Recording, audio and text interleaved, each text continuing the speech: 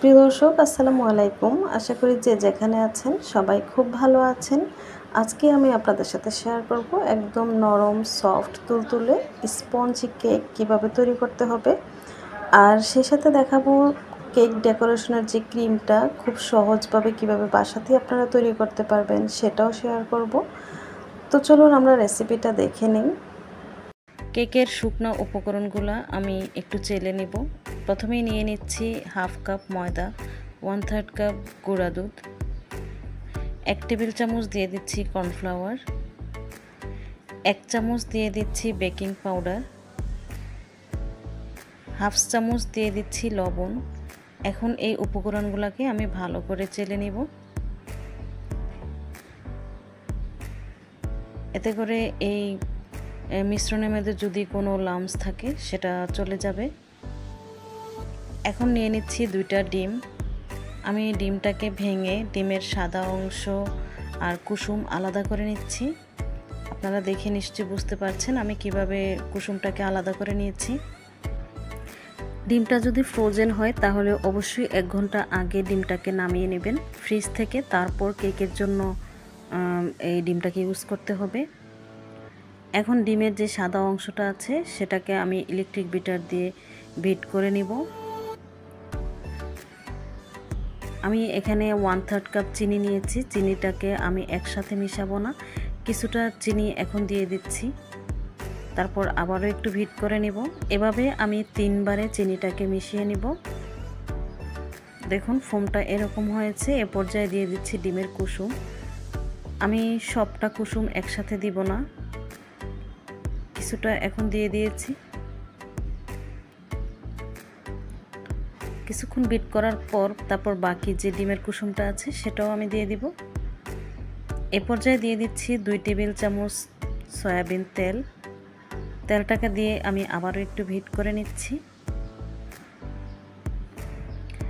এখন দিয়ে দিচ্ছি ফ্লেভারের জন্য ভ্যানিলা এসেন্স। এখানে আমি 1 চামচ দিয়ে দিচ্ছি ভ্যানিলা এসেন্স, দিয়ে আবারও একটু হিট করে নেব।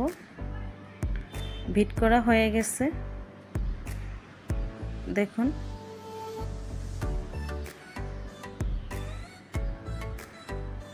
ডিমের মিশ্রণটা ঠিক এরকম হবে। এখন অল্প অল্প করে শুকনো উপকরণগুলো আমি এই ব্যাটারের সাথে মিশিয়ে নিব। খুব আলতো হাতে মিশাতে হবে।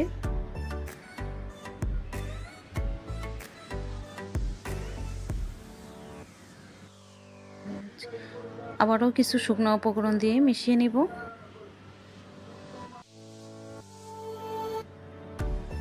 এখন সবগুলা শুকনো উপকরণ দিয়ে দিচ্ছি।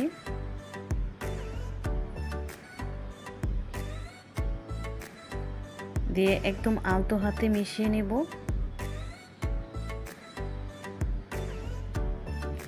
দেখুন এটা একটু ঘন হয়েছে, তাই আমি এখানে 2 টেবিল চামচ দিয়ে দিচ্ছি লিকুইড দুধ। আমি এই ব্যাটারটাকে আরেকটু পাতলা করে নেব। দেখুন ঠিক এরকম হতে হবে। আপনারা চাইলে পানিও দিতে পারেন। এখন এই ব্যাটারটাকে একপাশে নিয়ে আমি কেকের যে মোল্ড সেটা নিয়েছি, দিয়ে দিচ্ছি একটু সয়াবিন তেল, দিয়ে আমি একটা ব্রাশ দিয়ে ব্রাশ করে নিব। মোল্ডের সাইডে কিন্তু তেল মাখা যাবে না, তাহলে কিন্তু কেক চুপসে যাবে। এখন দিয়ে দিচ্ছি একটা কাগজটা দিয়ে আমি আবারও একটু তেল দিয়ে দিচ্ছি। তলানিতে কাগজটা দেওয়ার আগে একটু তেল মেখে নিলে তাহলে কাগজটা নড়ে যায় না। এখন আবারও একটু তেল মেখে এখন দিয়ে দিচ্ছি ব্যাটার। কেকের ব্যাটারটা এখন মোল্ডের মধ্যে ঢেলে নিব। এখন একটা স্টিক দিয়ে আমি একটু নাড়াচাড়া করে দিচ্ছি, এতে করে ভিতরে যদি কোনো বাবলস থাকে তাহলে বেরিয়ে আসবে। এভাবে ঝাঁকিয়ে দিতে হবে, তাহলে আর এক্সট্রা কোনো হাওয়া ভিতরে থাকবে না, বের হয়ে আসবে। এখন প্রেসার কুকারটাকে আমি একটু ফ্রি হিট করে তারপর দিয়ে দিচ্ছি কিছু কাগজ দিয়ে এখন একটা স্ট্যান্ড বসিয়ে দিব।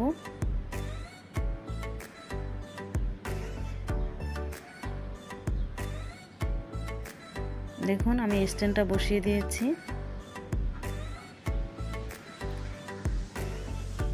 এখন কেকের মোল্ড ভিতরে দিয়ে দিব। একটু সাবধানে এই কাজটা করতে হবে। এখন আমি প্রেসার কুকারের ঢাকনাটা লাগিয়ে দেব। আর প্রেসার কুকারের ঢাকনার উপরে যে প্রেসার রিলিজিং বাল্ব আছে সেটা কিন্তু খুলে নিতে হবে।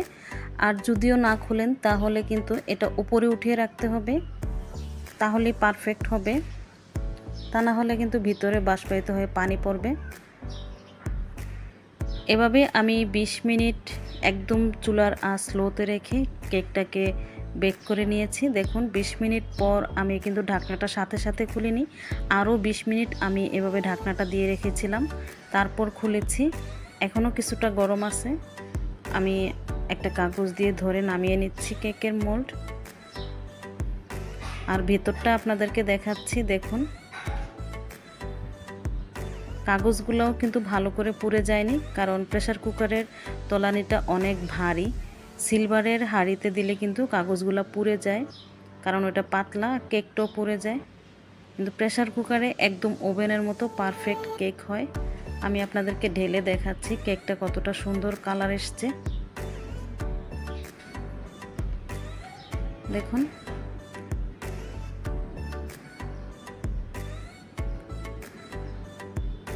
আর কেকটা একদম স্পঞ্জি, দেখে নিশ্চয়ই বুঝতে পারছেন। আপনারা অবশ্যই ট্রাই করবেন, তাহলে বুঝতে পারবেন প্রেসার কুকারে কত সুন্দর কেক তৈরি করা যায়।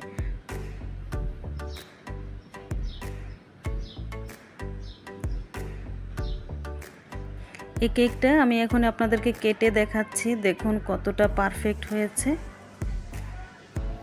রেসিপি ভালো লাগলে প্লিজ লাইক, কমেন্ট, শেয়ার করে আমার চ্যানেলটাকে সাবস্ক্রাইব করে পাশেই থাকবেন আশা করি।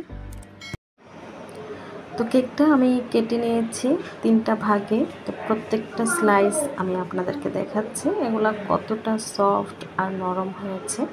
আর ভেতরটা দেখেই বুঝতে পারছেন এটা খুব সুন্দর জালি জালি হয়েছে। তো এরকম পারফেক্ট কেক আপনারাও বাসাতে ট্রাই করতে পারবেন সেম রেসিপি ফলো করে। ট্রপিক্যাল হুইপ ক্রিম দিয়ে খুব সুন্দর কেকের ক্রিম তৈরি করে দেখাবো। একদম ঝামেলা ছাড়া ট্রপিক্যাল হুইপ ক্রিম দিয়ে খুব সুন্দর কেকের ক্রিম তৈরি করা যায়। চলুন আমরা রেসিপিটা দেখি। এখানে আমি নিয়ে নিচ্ছি 1 কাপ হুইপ ক্রিম। ক্রিমের প্যাকেটটা ফ্রিজে ছিল, আমি ফ্রিজ থেকে নামিয়ে একটু ভালো করে ঝাঁকিয়ে তারপর একটা কাপের মধ্যে নিয়ে 1 কাপ নিয়েছি হুইপ ক্রিম। এখন এটাকে ইলেকট্রিক বিটার দিয়ে আমি বিট করব। প্রথমে স্পিডটা একটু বাড়ানো থাকবে। এভাবে 2 মিনিট বিট করে নেব। দেখুন 2 মিনিট পর ক্রিমটা এরকম হয়েছে। এখন আমি আবারও বিট করে নিচ্ছি। এখন স্পিডটা নরমালে আছে। দেখুন এটা এখন এ পর্যায়ে আছে। এখন আবারও আমি বিট করে নিচ্ছি। আর স্প্যাচুলার দিয়ে চারপাশ থেকে কিছুক্ষণ পর পর সাইডের যে ক্রিমগুলো সেগুলো মাঝখানে দিয়ে দিতে হবে। তারপর আবারও বিট করে নিব। দেখুন ক্রিমটা তৈরি হয়ে গেছে। এখন কিন্তু ক্রিমটা পড়ে যাচ্ছে না। ঠিক এই অবস্থায় বিট করা বন্ধ করে দিতে হবে।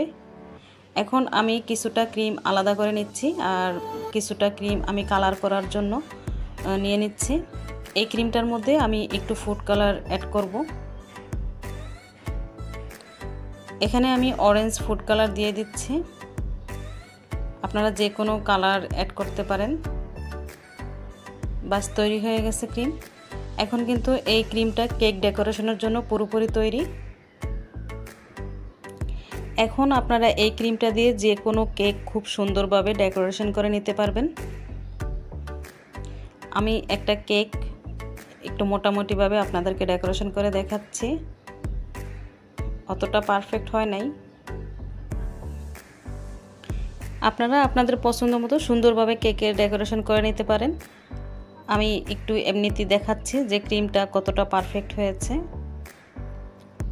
ভিডিওটা আপনাদের কাছে ভালো লাগলে প্লিজ লাইক, কমেন্ট, শেয়ার করে আমার চ্যানেলটাকে সাবস্ক্রাইব করে পাশেই থাকবেন আশা করি। আজকের মতো বিদায় নিচ্ছি। সবাই ভালো থাকবেন, সুস্থ থাকবেন। আল্লাহ হাফেজ।